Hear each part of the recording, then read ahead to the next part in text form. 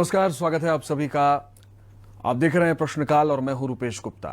आज प्रश्नकाल में हमारे साथ हैं छत्तीसगढ़ की राज्यपाल महामहिम अनसुईया उइके जी। आपका बहुत बहुत स्वागत है मैम। धन्यवाद। और सवालों का सिलसिला शुरू करते हैं सीधे। 3 साल कुछ 2 महीने के बाद आपके कार्यकाल के छत्तीसगढ़ में हो जाएंगे करीब करीब।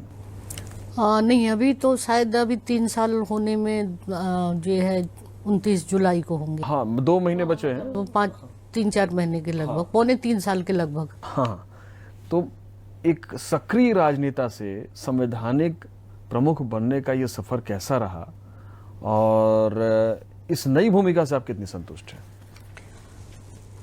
ये गवर्नर बनने के पहले मैं सक्रिय राजनीति में नहीं थी। मैं वहां पर भी एक संवैधानिक पद में थी, अनुसूचित जनजाति जी करीब 2.5 साल में 2.5 साल रही, और उसके पूर्व थी मैं। और चूंकि मैं इसके पहले भी राष्ट्रीय महिला आयोग में भी रह चुकी और राज्यसभा भी, तो ये कुल मिला के दोनों राजनीति का भी और एक प्रशासनिक एकेडमी का भी मुझे काफ़ी कुछ अनुभव हुआ है विभिन्न इस तरह के आयोगों में काम करने का। और यहाँ पर भी मैं समझती हूँ कि ये भी एक संवैधानिक पद है राज्यपाल का, और उस दिशा में मुझे बहुत ज़्यादा ऐसा मतलब देखने को या वो करने का नहीं लगा, क्योंकि मैं ऑलरेडी एक संवैधानिक पद से ही यहाँ पर आई हुई थी। लेकिन यहाँ पे आप मुखिया बन गई पूरे प्रदेश की। हाँ, पूरे प्रदेश की, और ये बहुत बड़ा मतलब एक प्रकार से जिम्मेदारी भी है, और प्रदेश का एक गवर्नर एक संरक्षक भी होता है। अच्छा, एक चीज होती है कि जो राजभवन होता है उसका प्रोटोकॉल ऐसा होता है, जो संवैधानिक पद की गरिमा ऐसी होती है कि जनता वहां तक आसानी से पहुंच नहीं पाती है। लेकिन इसको आपके कार्यकाल की उपलब्धि के तौर पे देखा जाता है कि आपने राजभवन तक जनता की पहुंच को आसान बना दिया। तो क्या सोच है इसके पीछे? देखिए, सबसे बड़ी चीज है ना कि ये मेरा शुरू से ही एक प्रकार से काम करने का तरीका रहा है। मैं चाहे विधायक रही हूँ, मंत्री रही, सांसद रही, आयोगों में भी रही, तो ये जो चूंकि एक लोगों की मदद करने का और उनका जो एक आत्मीयता से और जो कुछ उनको खुशी मिलती थी, तो उससे मुझे भी बड़ा आनंद आता था। और दूसरा ये भी बता दूं कि कभी भी, मैं आपको सच कह रही हूं, कि किसी जैसे जनरली लोग ना कुछ प्राप्त करने के लिए काम करते हैं, तो वो भाव नहीं था। एक लोगों जो भी लोग आए मेरे पास, उनकी किस तरह की मदद कर सकती हूँ, क्या हो सकता है उनके लिए, तो उनका जो दर्द है, क्योंकि ये तमाम सारी चीज़ों को मैंने भी अपने जीवन में देखा था, तो उसी सोच के साथ मैं काम और उनकी मदद करती रहती थी। तो फिर अपने आप ही तमाम जितनी मैं आपको कहा ना कि ये केवल मेरे अपने कार्यों से, मेरी मतलब लोगों के प्रति जो मेरी भावना थी, जो उनके प्रति जो एक संवेदना थी, तो इसी कारण जनरली मेरा कोई राजनीतिक बैकग्राउंड या फैमिली का कुछ भी नहीं था, और न ही मैंने कोई बहुत बड़े परिवार में या एक मिडिल क्लास में मैंने जन्म लिया था। और उस स्थिति में तो कभी कल्पना भी नहीं थी कि कभी मैं विधायक भी बनूंगी, कभी मंत्री बनूंगी, कभी सांसद भी, और राष्ट्रीय स्तर पर इस तरह का पद में पहुंचूंगी, ये मेरी कभी कोई कल्पना नहीं रही। और जितने भी पद मिले हैं वो मेरी कर्मठता से, लोगों के प्रति जो मेरा सेवा भावना रही है, शायद इसी वजह से अपने आप ही। अब मैं आपको अगर इन चीज़ों का बताऊंगी कि जो जीवन में ये जो विभिन्न पदों से अपने आप मुझे फ़ोन से सूचना आती थी कि आपको ये जिम्मेदारी दे रहे हैं। कभी मैंने राज्यसभा में टीवी में अपने आप को देखा ना, मैंने किसी से बात नहीं की कि मुझे राज्यसभा बनना है या मंत्री बनना है या विधायक बनना। तो ये कहना चाहिए कि ये सब चीज़ों का, और यही दृष्टिकोण जो आज भी है, मैं कभी सोचती नहीं थी कि अभी भी मुझे नहीं लगता है कि मैं गवर्नर हूँ। आम व्यक्ति भी अगर आ जाए तो जैसे मैं खास व्यक्ति से जो आते वीआईपी जैसा उनके साथ बात करती हूँ वैसा उनसे भी करती हूँ। हाँ, ये इसके पहले राज्यपाल का जो रोल होता है, वास्तव में देखा जाए तो एक आम पब्लिक से उनका बहुत संबंध और संपर्क कम रहता था। मगर जब मुझे माननीय प्रधानमंत्री जी ने कहा है कि मैं एक जिम्मेदारी के तौर पर तुम्हें छत्तीसगढ़ राज्य का गवर्नर मैं बनाया है, तो मैं ये चाहता हूँ कि तुम सभी को साथ लेकर, सभी समाज वर्ग को, और दूसरी बात है कि फील्ड में जाकर देखना कि सही मायने में लोगों को उनकी जो भी कुछ समस्या है, केंद्र की योजनाओं का, राज्य की योजना का सही इम्प्लीमेंटेशन हो रहा है, उनको लाभ मिल रहा है कि नहीं। और कहा कि हर जिलों में, क्षेत्रों में दौरा करें, देखें, और क्योंकि हमारी रिपोर्ट जो है हर मंथली हम राष्ट्रपति, प्रधानमंत्री, होम मिनिस्टर, उपराष्ट्रपति को भेजना पड़ता है, तो ये सारी गतिविधियां भी उनके तरफ से भी हमें ऐसी गाइडलाइन मिली थी। और दूसरी बात है, ये मेरे अपने व्यक्तिगत स्वभाव में है।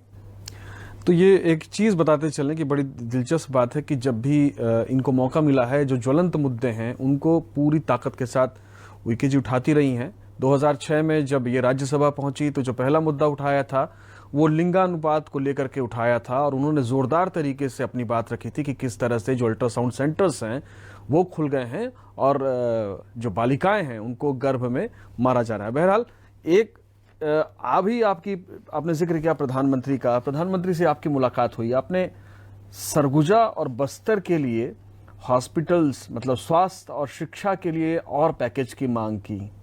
अब आपका जो रोल है वो थोड़ा सा, पहले महिलाओं के तमाम मुद्दे उठाती थी, अब जो मुद्दे उठा रही हैं वो आदिवासियों के उठा रही हैं, आदिवासी क्षेत्र को देख रही हैं। नहीं, देखिए, मेरा तो पहले भी मैं आदिवासियों को लेकर उनके मुद्दे, क्योंकि सबसे ज़्यादा तो आज की तारीख में जो यहाँ का जो छत्तीसगढ़ का परिवेश होता 32% है ट्राइबल, और मैं देखती हूँ कि आज भी उनका जैसा विकास होना चाहिए वो नहीं है, आज भी मूलभूत समस्याओं से वो वंचित है। तो वो मुझे कभी कभी लगता है, क्योंकि मैं सरगुजा का भी दौरा मेरा हुआ, कुछ महासमुद्र के भी दौरे में मैंने देखा, उनसे मिली, उनके ज्ञापन आए, इधर मैं बस्तर जगदलपुर गई, आपका नारायणपुर भी मेरा दौरा हुआ, आपका अंतरगढ़ भी दौरा हुआ, कांकेर भी हुआ, तो अंतरगढ़ जो है बहुत इंटीरियर में सुकमा के पास, तो जहाँ मैंने देखी हूँ लोग किस तरह से उनकी समस्या जो मूलभूत उनकी, चाहे ज़मीन से संबंधित मामले हों और भी बेरोजगारी के मामले हैं। एक तरफ तो हम देखते हैं कि यहाँ नक्सलवाद से की बहुत बड़ी समस्या है, तो आखिर ये क्यों है?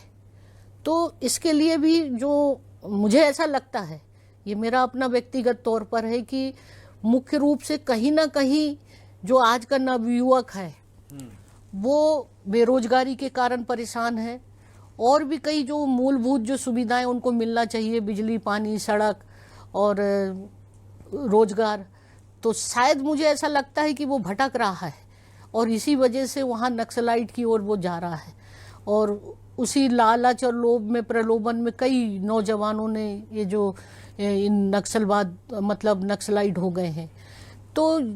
तो मैंने ये भी मांग, हर समय मैं मांग करती रही हूँ, जब भी मेरी प्रधानमंत्री जी से मुलाकात हुई, राष्ट्रपति जी से, और पिछले भी गवर्नर कॉन्फ्रेंस में भी मैंने इस बात को भी रखा था कि अधिक से अधिक इन क्षेत्रों में बजट का प्रावधान होना चाहिए, ताकि वहाँ की जो मूलभूत जो समस्याएं हैं वो कम से कम वहाँ के बेरोजगार युवकों को मिले, वहाँ का डेवलपमेंट हो। तो इस दिशा में मैंने मांग रखी थी, और मैंने कहा कि ये 2 संभाग में सबसे ज़्यादा ट्राइबल जिले हैं, सरगुजा में और बस्तर में, तो उसी ध्यान को रखते हुए कि अगर यहाँ पर बजट और अगर आता है तो बहुत सारा डेवलपमेंट भी होगा, वहाँ की बेरोजगारी भी दूर होगी। एक चीज की, बस्तर का जिक्र आपने किया, बस्तर में नक्सलवाद का जिक्र आपने किया, आपको क्या लगता है कि किस तरह से उसका समाधान मुमकिन है? इसलिए देखिए, सबसे बड़ी चीज़ है कि इन तमाम सारी चीज़ों का मेरे मन में आया था, और मैं सोच भी रही थी कि जो लोकल वहाँ के जो जनप्रतिनिधि हैं, स्थानीय, वो क्या चाहते हैं और उनकी अपनी क्या मांग है, और ये सब चीज़ों का हम प्रशासनिक शासन स्तर पर, प्रशासनिक स्तर पर, जनप्रतिनिधि, लोकल जो है सामाजिक संस्थाएं, सब मिलकर एक बार इन लोगों से चर्चा करनी चाहिए कि आखिर ये समस्या क्यों है, किन कारणों के ऊपर जाना चाहिए। अगर इस पर, क्योंकि हम जो भी कुछ योजना या जो भी कुछ सोचते हैं वो हम ऊपर ही बैठकर बात करते हैं केवल उसको समाप्त करने के लिए। मगर ये बनी समस्या पैदा कैसे हुई है और किस वजह से, उसके जाना चाहिए। और उसको लेकर मुझे कुछ ट्राइबल के जनप्रतिनिधियों ने सुझाव भी दिया था कि एक बार आप राजभवन में जो लोकल वहाँ के जो क्षेत्र के सरपंच हैं, जिला पंचायत के भी हैं, समाज सेवा के भी जो लोग हैं, एक्सपर्ट जो इस तरह के काम उनके बीच में कर रहे हैं, तो अगर वो ये कहते हैं कि मूल जो उनकी जड़ जो है, अगर हम जड़ पे जाएंगे, अगर जड़ का पता लग जाए तो हम उस हिसाब से हम सरकार की तरफ से कुछ इस तरह की नीतिगत कुछ योजना बने, तो मैं समझती हूँ कि ये समस्या अपने आप ही समाप्त होगी। आप पेशा और मेसा को लेकर के भी सक्रिय दिख रही हैं, तो आपको लगता है कि ये भी जो जनजाति समुदाय है उनको मजबूती प्रदान करेगा? निश्चित रूप से। देखिए, संविधान में पूरे देश भर में एक 5वीं अनुसूचित क्षेत्र घोषित किया है, जहाँ पर जंगलों में ज़्यादातर ट्राइबल लोग रहते हैं और उनकी मूलभूत जो भी सामाजिक, आर्थिक, शैक्षणिक जितनी भी उनकी बहुत सारी समस्या है, जो बहुत ही मतलब शहरों से वो वंचित है दूर दराज में, तो ऐसे क्षेत्रों को आइडेंटिफाई करके उनको 5वीं अनुसूची में, जैसे यहाँ 13 है और 5-6 आंशिक जिलों को शेड्यूल एरिया में 5वीं अनुसूची बोलते हैं उसके, और उसमें पेशा कानून लागू है। और पेशा कानून का ये उसमें पार्लियामेंट में 96 में लागू किया गया था। उसके पीछे यही मकसद था कि ट्राइबलों के लिए अलग से सरकार एक नीति बनाए जिसमें किसी भी तरह का किसी का भी इंटरफेयर ना हो। वर्तमान में क्या देख रहे थे कि कानून तो बना हुआ है, लेकिन उसका क्रियान्वयन, उसका इम्प्लीमेंटेशन ठोस आधार पे नहीं हो रहा है। जब वो तभी होगा जब उसके लिए सरकार के तरफ से नियम बन जाएंगे। तो उसके लिए मैंने प्रधानमंत्री जी से भी कहा कि इस तरह से इनके नियम अभी भी कई राज्यों में नहीं बने, केवल छत्तीसगढ़ में नहीं बने, नहीं है, मध्य प्रदेश, झारखंड और भी अन्य जो ट्राइबल जो प्रदेश माने जाते हैं।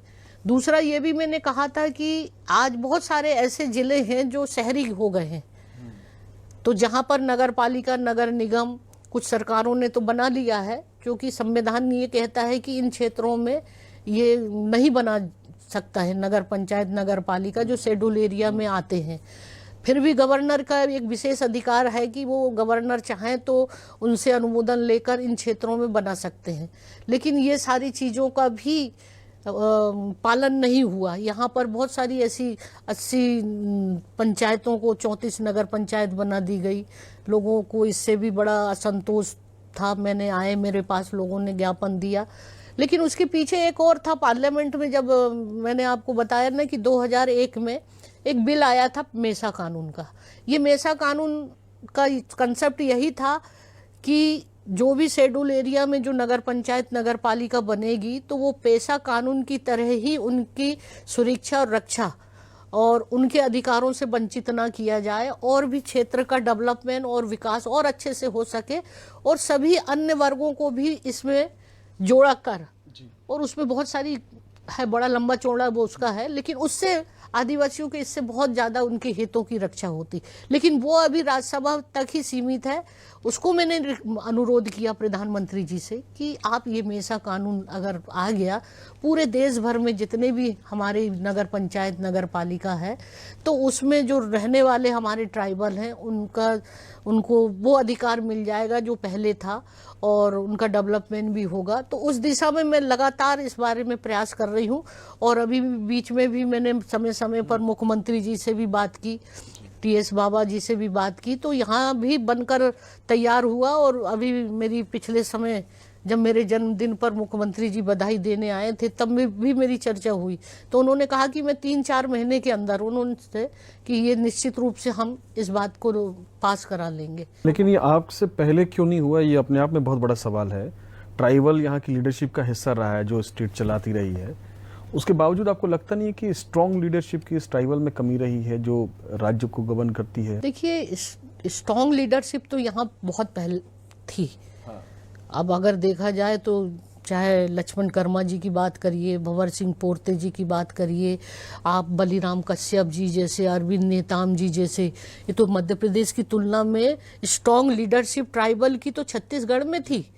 लेकिन मुझे ऐसा लगता है कि जब राजनीतिक दल की सरकार और सत्ता हो जाती है तो तब उनकी मजबूरी हो जाती है, और जबकि इन सारी चीज़ों में भी उनके हक की लड़ाई जो है, और मुझे लगता है कि उन्होंने उठाई होगी, मुझे तो नहीं पता है, और काफ़ी बड़ी संख्या में ट्राइबल लीडरशिप थी। लेकिन ये भी तो 96 में ये कानून पास आया ना, ऐसा नहीं है कि नई आवाज उठाई। 5 साल के बाद छत्तीसगढ़ बन गया, फिर छत्तीसगढ़ बन गया। एक चीज़ और मैं समझना चाहूँगा कि ट्राइबल चूंकि इलाके की बात आप कर रही हैं, अभी कुछ दिन पहले भारतीय जनता पार्टी के नेताओं ने आपको ज्ञापन सौंपा था धर्मांतरण को लेकर के, धर्मांतरण की शिकायत की थी, किस तरह से देखते हैं? देखिए, केवल राजनीतिक भारतीय जनता पार्टी ने नहीं मेरे को सौंपा, इनके साथ साथ सभी सामाजिक संस्थाओं ने भी सौंपा मुझे, चाहे वो मतलब जो इस तरह की गतिविधियों को रोकने के लिए समाज के भी अलग अलग विंग के लोग भी मेरे पास आए थे। तो उनको मैंने यही कहा कि उनका भी यही कहने का है कि देखिए, धर्म परिवर्तन करना अगर कोई स्वेच्छा से करता है ये प्रावधान तो है, लेकिन कोई जबरदस्ती प्रलोभन लालच से देंगे तो ये गैर कानूनी है। अगर इस तरह की शिकायत में इनका, जब तक मेरे पास कोई सबूत एविडेंस अगर आपके पास आता है, प्रशासन के आप थानों में जाते हैं, देते हैं, और अगर सबूत है तो निश्चित रूप से कार्रवाई होनी चाहिए। पेशा कानून का जिक्र हम उस पर आप चर्चा कर रही थी तो मुझे याद आया कि जब पेशा कानून के लागू होने की बात होती है तो जो दूसरे समाज हैं वो डर जाते हैं। जगदलपुर में एक रैली भी हुई थी जिसमें उन्होंने कहा था कि पेशा कानून में उनके अधिकार छीन लिए जाएंगे, आदिवासियों को दे दिए जाएंगे, और इसको लेकर के नाराजगी भी दिखी थी। हाँ, ये मुझे करीब 4-5 दिन पहले सभी पिछड़े वर्ग के सभी समाज के वर्ग के लोग, अध्यक्ष वगैरह आए थे मेरे पास, बस्तर संभाग के, और उन्होंने अपनी बात को मेरे सामने रखी कि इस तरह से ये जो कानून है जो अभी लागू होने वाला है, और उसमें हमारे से जो भी अधिकार है या हम उनसे सब वंचित हो जाएंगे और हमें वो सब चीज़ें अधिकार नहीं मिलेगा। तो उनको कुछ गलत फहमियाँ थी, जबकि अभी फाइनल ड्राफ्ट नहीं हुआ, और वो 5वीं अनुसूची में अपने आप को शामिल करने की बात कर रहे थे। तो मैंने कहा कि 5वीं अनुसूची में तो वैसे ही हो पहले ही से, तुम्हारे दादा परदादा, उसमें तो कोई बात नहीं, उसमें तो केवल स्पेशल आदिवासी समाज के लिए कुछ कानून का प्रावधान स्पेशल रखा गया है कि अध्यक्ष जो है ग्राम पंचायत का या ग्राम सभा का वो ट्राइबल ही होगा। कुछ चीज़ें ऐसी है कि प्रॉपर्टी को लेकर, जो उनकी ज़मीन को लेकर, अन्य वर्गों के लिए नहीं। और जहाँ ग्राम सभा की बात है तो उसमें ग्राम सभा में भी अध्यक्ष वो रहेगा और 50% अन्य वर्ग के लोग भी रहेंगे।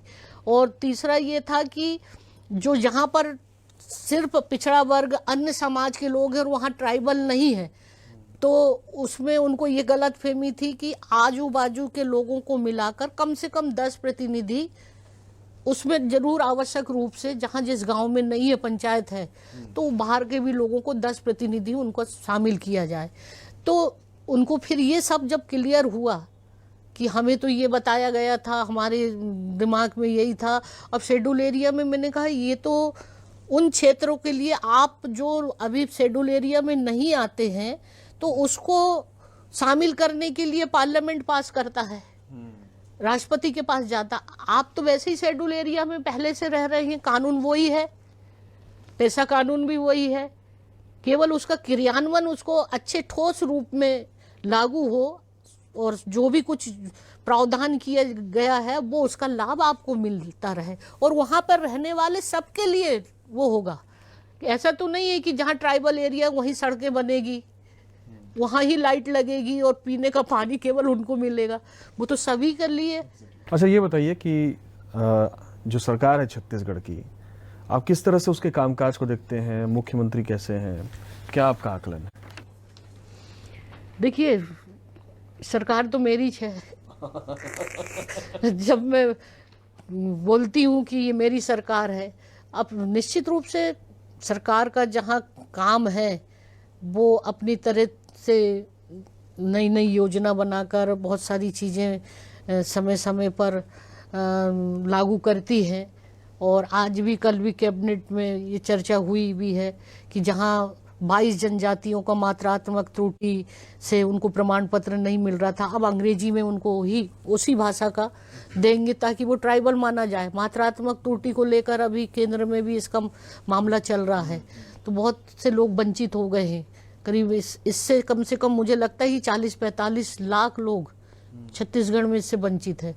तो ऐसे ही बहुत सारी योजना है, आपका गोधन योजना से लेकर सिंचाई से लेकर बहुत सारी चीज़ें सरकार, और जहाँ तक मूलभूत जो भी अगर समस्या आती है तो अवगत कराती हूँ।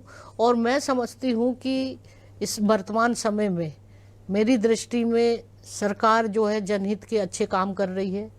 और जहाँ लगता है कि कुछ विशेष कुछ समस्या है, चाहे वो किसी भी वर्ग की हो, चाहे सरकारी अधिकारी कर्मचारियों का, मेरे पास समय समय पर ज्ञापन आता है, मैं भेजती हूँ और उसको संज्ञान में लेती हूँ और उसका जिला स्तर पर उसका इम्प्लीमेंटेशन भी हो रहा है। अच्छा, ये बड़ी चर्चा रहती है कि मुख्यमंत्री और राज्यपाल के, हर स्टेट में ये चर्चा रहती है, आपके रिश्ते कैसे हैं भूपेश बघेल से? निश्चित रूप से मतलब संबंध तो देखिए, राज्यपाल और मुख्यमंत्री का तो संबंध एक अच्छा समन्वय से ही सरकार का चलती है। और मेरे रिश्ते तो सभी से बहुत अच्छे हैं, पक्ष से विपक्ष से, और जितने भी अन्य सारे जितने लोग हैं, मैंने तो अपना संबंध बहुत मैं मानती हूँ कि सभी लोगों से अच्छे हैं। हाँ ठीक है, कभी कभी कोई नीतिगत कुछ मामलों को लेकर एक वैचारिक मतभेद जरूर हो जाते हैं, और जब ऐसा लगता है कि उन चीज़ों की गलतफहमियाँ दूर होती है तो फिर वैसे ही हो जाते हैं। तो समय पे आपने देखा कि हम किस तरह से ऐसी बार बार सरकार और राज्यपाल के बीच में चर्चाएं होती है मीडिया में कि टकराहट चल रही है, फिर बाद में क्या होता है अभी देखिए ना, मुख्यमंत्री जी आते हैं। लेकिन एक जगह है विधेयक को लेकर के कि विधेयकों को कुछ रोके रखा हुआ है, आपने उसको लेकर के सरकार सवाल उठा। देखिए, मैंने इसलिए नहीं रोका है, जानबूझ के नहीं रोका। उसमें कुछ संवैधानिक कुछ मतलब जो प्रक्रिया होती है, नियम होते हैं, वो उसके अनुरूप नहीं है। तो उसके लिए मैं जरूर मार्गदर्शन राष्ट्रपति और जो संबंधित विभाग है, यूजीसी है, विश्वविद्यालय को लेकर, और वो चीज़ मैंने मंत्रियों को भी आए थे, सेक्रेटरी को भी अवगत करा दिया कि जो कानून कोई पार्लियामेंट में पास हो जाए, उस कानून को आप कैसे बदल सकते हैं विधानसभा में। 2018 में यूजीसी का एक कानून पास हुआ कि जितने भी विश्वविद्यालय हैं उनके ही अनुरूप उनको पालन करना पड़ता है, चलना पड़ता है। आप उनके विधेयक के अनुरूप अगर ला दोगे कि, और संवैधानिक में ये प्रावधान भी किया है, गवर्नर कुलाधिपति होता है विश्वविद्यालय का, और कुलपति की नियुक्ति गवर्नर के द्वारा की जाती है। तो बहुत सारे ऐसे प्रावधान ला दिए कि आपने कुलाधिपति के अधिकार को मंत्रिपरिषद का कर दिया, और हटाना और वो करना, और खोज समिति जो होती है, यूजीसी का मेंबर होता है एक सरकार का भी होता है, एक मेरा भी होता है, वो भी हटा दिए। तो आप बताइए ना, तो वो चीज़ों का मैंने परामर्श लेने के लिए राष्ट्रपति जी और उनको भेजा है, और जैसा भी उनका अपना होगा तो मैं वापस कर दूंगी। यूजीसी का तो आ गया है, उन्होंने कहा कि ये विधि संबंध नहीं है।